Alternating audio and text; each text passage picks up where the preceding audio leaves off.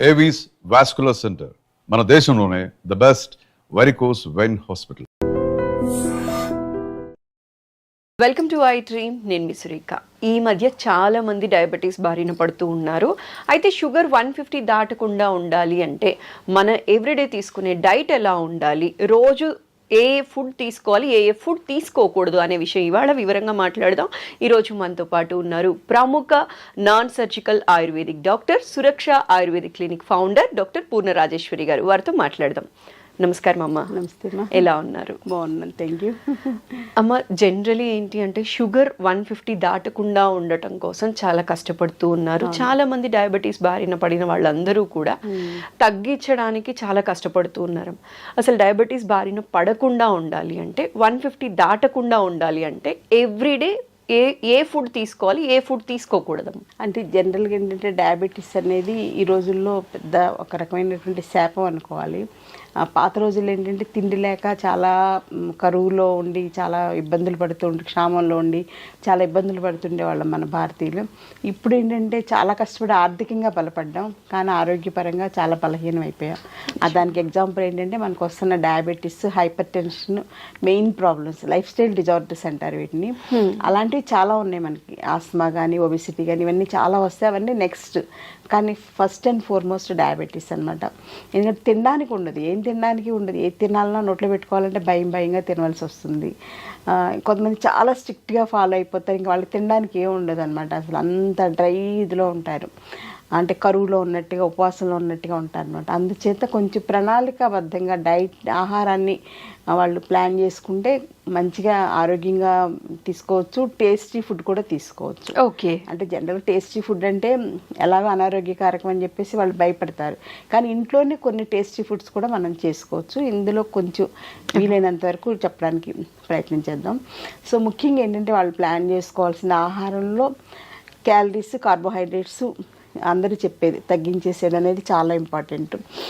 తర్వాత ఏంటంటే ప్రోటీన్స్ ఎక్కువగా ఉండాలి. తర్వాత అందరూ చాలామంది పట్టించుకోని విషయం ఏంటంటే పీచు పదార్థాలు ఎక్కువ తీసుకోవాలి.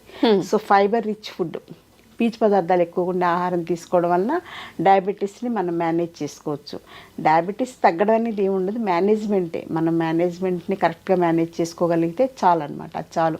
మెడిసిన్స్ ఎక్కువ వాడకుండా, మెడిసిన్స్ వీలైతే లేకుండా కనుక డయాబెటీస్ని మనం మేనేజ్ చేసుకుంటే మోస్ట్ సక్సెస్ఫుల్ పర్సన్ అని చెప్పేసి మనం అవార్డు ఇవ్వచ్చు అనమాట. లేకపోతే ఏంటంటే ఇన్సులిన్ డిపెండెన్సీ అవుతుంది, మెట్ఫార్మిన్ విపరీతంగా వాడుతున్నారు, గ్లైసిఫేజ్ మెడిసిన్స్ విపరీతంగా వాడుతున్నారు, ఇంకా స్ట్రాంగ్ మెడిసిన్స్ కూడా వాడవలసి వస్తుంది.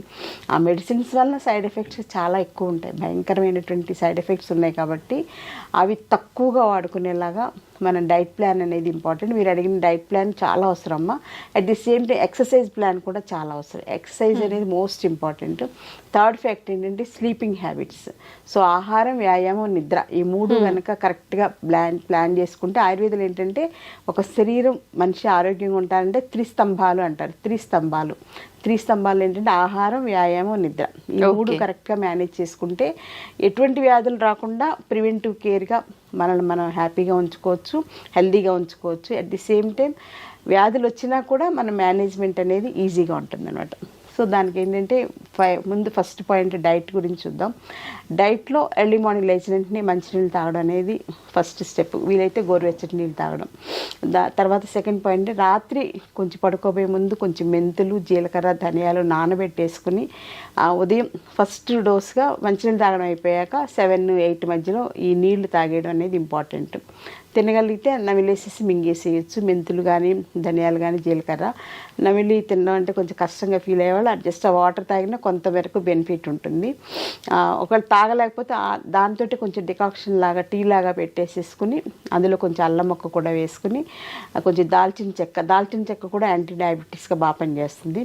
వేసుకుని తాగడం అనేది ఒక టీ లాగా అనమాట. అంటే మామూలు మనం తాగే టీ పౌడర్తో టీ కాకుండా ఇలా టీ లాగా తాగేయచ్చు గోరువెచ్చగా.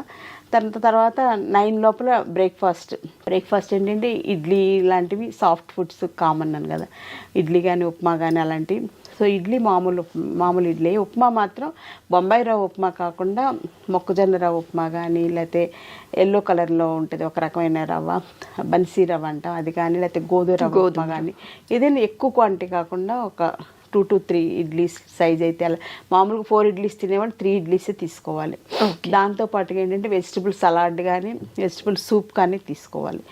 అంటే ముఖ్యంగా క్యాబేజ్ ఫైబర్ బాగుంటుంది కాబట్టి క్యాబేజ్ బాగా తీసుకోవచ్చు, క్యారెట్ వేసుకోవచ్చు, బీన్స్ వేసుకోవచ్చు, ఇంకేదన్నా మనకు అవకాశం ఉంటే వేసుకుని అవన్నీ ఉడకబెట్టేసేసుకుని అది కొంచెం ఉడకనివ్వాలన్నమాట. కొంచెం ఒక 5 minutes ఉడికాక అది వడకట్టుకుని సూప్ లాగా తాగేయచ్చు లేదా సలాడ్స్ లాగా తీసుకోవచ్చు. అందులో టేస్ట్ కోసం కానీ కొంచెం ఉప్పు వేసుకోవచ్చు, కొంచెం నిమ్మరసం కూడా వేసుకోవచ్చు, కొంచెం మిరియాల పౌడర్ కూడా వేసుకోవాలి. మిరియాల పౌడర్ కూడా డయాబెటీస్కి మంచిది కాబట్టి అలా తీసుకోవచ్చు. అది బ్రేక్ఫాస్ట్ టైంలో అంటే ఇడ్లీ క్వాంటిటీ కొంచెం తగ్గించుకుని ఆ ప్లేస్లో సలాడ్స్ తోటి ఫిలప్ చేసుకున్నాం అనమాట.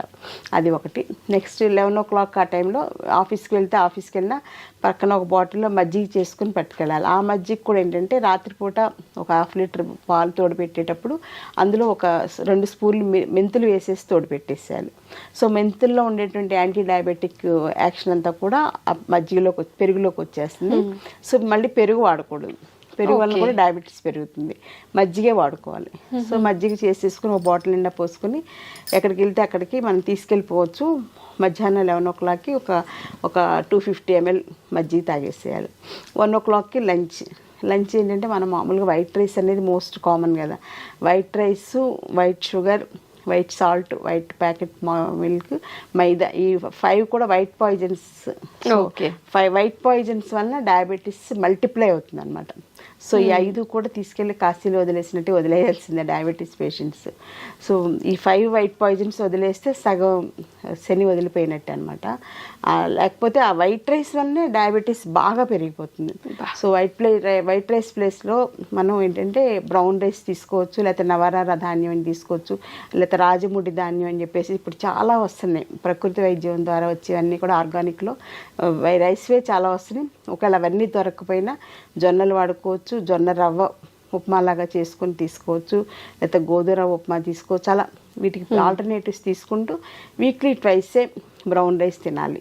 ఏదైనా ఏ రైస్ అయినా వీక్లీ ట్వైసే. మిగిలిన రోజులన్నీ కూడా గోధుమ రవ్వ కానీ లేకపోతే జొన్న రవ్వ కానీ ఇలాంటి వాటితోటి అన్నంలా వండుకోవడం ఏదో ఒకటి అలా ప్రిపేర్ చేసుకుని తీసుకోవాలి. కానీ కర్రీస్ మాత్రం బాగా తీసుకోవాలి. ముఖ్యంగా పప్పు కంపల్సరీగా ఎవ్రీ డే లంచ్లో ఉండాలి.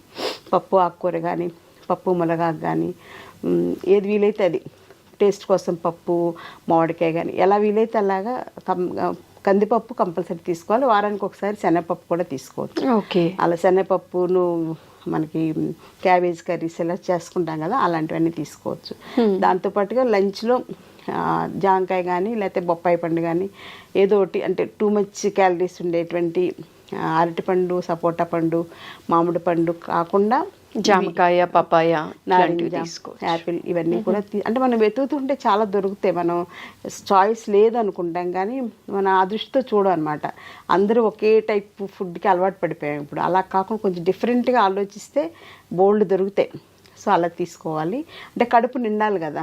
ఇప్పుడు మామూలుగా ఏదైతే అన్నమే చక్కగా ఇంత అన్నం పచ్చడి వేసుకుని, ఇంత అన్నం పప్పు వేసుకుని, ఇంత అన్నం పులుసు వేసుకుని, ఇంత అన్నం పెరిగేసుకుని తింటే కడుపు హాయిగా నిండుతుంది. వైట్ రైస్ కదా, షుగర్ కూడా అలాగే మల్టిప్లై అయిపోతుంది. అందుకని ఏంటంటే బ్రౌన్ రైస్, గోధుమ రవ్వ అవి ఎక్కువ తినలేము, బాడీ పట్టదనమాట. ఆ ప్లేస్కి మనం ఇలా ఫ్రూట్స్ తోటి బ్యాలెన్స్ చేసుకునేలాగా లేకపోతే క్యారెట్ లేకపోతే క్యాబేజ్ కానీ సలాడ్స్ లాగా ఏదో ఒకటి తీసుకోవాలమ్మా. తర్వాత మళ్ళీ ఈవినింగ్ 4 o'clock టీ కానీ తర్వాత ఇంకా ఏదన్నా మజ్జిగ కానీ లేకపోతే హెల్త్ డ్రింక్ అల్లం టీ తోటి కానీ అలాంటివి ఏదో తీసుకోవచ్చు. ఏమీ లేకపోతే కొంచెం కొబ్బరి నీళ్ళు కానీ అలా అయినా పర్వాలేదు. కొబ్బరి నీళ్ళు తీసుకోవచ్చు, ఎక్కువ తీసుకోకూడదు, కొంచెం తీసుకోవచ్చు. అంటే న్యాచురల్ ఫుడ్స్ కాబట్టి పర్వాలేదు, తీసుకోవచ్చు. ఆ రకంగా మేనేజ్ చేసుకోవాలి. డిన్నర్ మాత్రం వీలైతే మానేసేయాలి. అంటే రైస్ ఇవన్నీ కూడా మానేసేయాలి. ఒకవేళ తినకుండా ఉండాలేనంటే చపాతీని కొంచెం కూర ఎక్కువ తీసుకోవాలి. తోటకూర కానీ పొట్లకాయ కూర కానీ సొరకాయ కానీ అట్లా ఎక్కువ కూర వేసేసుకుని అందులోకి 1-2 చపాతీలతోటి సరిపెట్టుకోవాలన్నమాట. లేదంటే రాగి జావ ఉంటుంది కదమ్మా, రాగి జావ బాగా ఎక్కువ క్వాంటిటీలో రాగి జావ కానీ రాగి సంకటి కానీ అలాంటివి తీసుకుని కొంచెం మజ్జిగ తాగడానికి తీసుకుంటే సరిపోతుంది అనమాట. సో ఈ రకంగా డైట్ ప్లాన్ చేసుకోవాలి. పడుకోబోయే ముందు వీలైతే ఒక 250 ml కానీ 200 ml కానీ ఆవు పాలు తీసుకోవాలి. దీనివల్ల ఏంటంటే బాడీలో కాల్షియం డెఫిషియన్సీ రాకుండా ఇలా కేర్ ఉంటుంది. సో మెయిన్గా మానేయాల్సింది ఏంటంటే బిస్కెట్స్ తినడం మానేయాలి. చాలామంది చెప్పేది ఏంటంటే డాక్టర్స్ కానీ ఎవరైనా చెప్పేది అంటే మధ్య మధ్యలో ఎప్పుడు ఆకలిస్తే అప్పుడు 2 అవర్స్కి ఒకసారి బిస్కెట్స్ తినేసేయండి అని చెప్తారు. బిస్కెట్స్లో మైదా ఉంటుంది, అందులో ఫ్రక్టోజ్తో చేసినటువంటి షుగర్ బేస్డ్ ఇవన్నీ ఉంటాయి. అలాగే ఆర్టిఫిషియల్ షుగర్ అని చెప్పేసి బయట పంచదార కాకుండా వాడుతుంటారు, అది ఇంకా డేంజర్ అనమాట. అది అస్సలు మంచిది కాదు, క్యాన్సర్ని కలిగిస్తుంది అనమాట అది. సో అలాంటి ఆర్టిఫిషియల్ షుగర్ కూడా వాడకూడదు. వీలైతే మానేసి నోరు అలాగా అలవాటు చేసుకుంటే ఆ చప్పిడిగా అలవాటు అయిపోతుంది.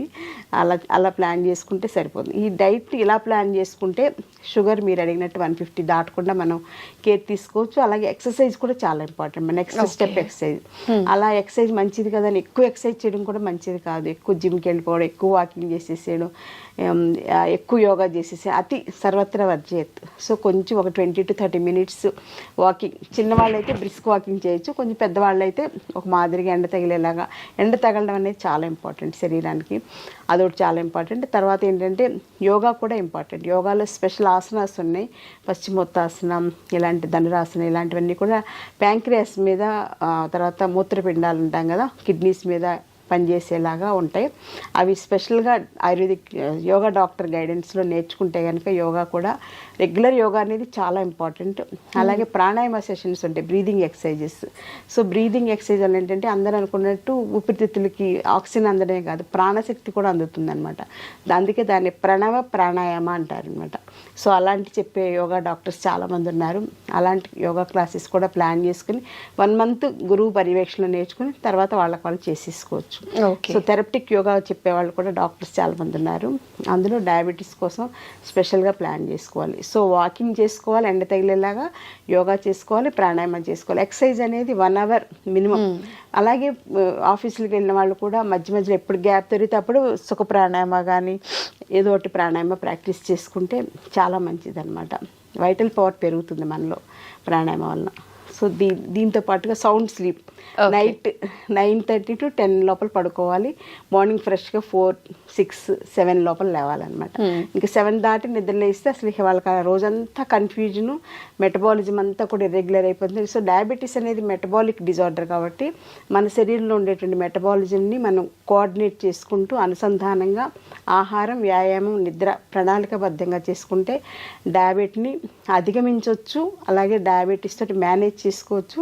డయాబెటీస్ వల్ల సో మెనీ కాంప్లికేషన్స్ వస్తాయి అన్నమాట. అంటే ముఖ్యంగా రెటినోపతి, నెఫ్రోపతి, న్యూరోపతి, ఇలాంటి కార్డియోపతి, ఇలాంటివన్నీ రాకుండా మనల్ని మనం కాపాడుకోవాలంటే మీరు అడిగినట్లుగా షుగర్ లెవెల్స్ ఫాస్టింగ్లో 150 80% దాటకుండా కేర్ తీసుకోవాలి. అలాగే కొంచెం టేస్టీ ఫుడ్స్ కూడా ఇంట్లో చేసుకోవచ్చు. మనం సపోజ్ బయట చెత్త బిర్యానీ తింటూ ఉంటారు, అలా కాకుండా మనం ఇంట్లో వెజిటబుల్ బిర్యానీ, ఎక్కువ క్యాబేజ్ ఇవన్నీ ఎక్కువ వేసి, క్యాబేజ్ కానీ క్యారెట్ కానీ ఇలాంటివన్నీ వేసుకొని, బీన్స్ ఇవన్నీ ఎక్కువ వేసుకోవాలి. కొంచెమే రైస్ వేసుకోవాలన్నమాట.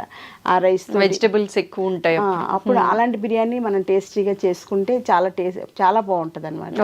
బయట దొరికే వాటికన్నా కూడా.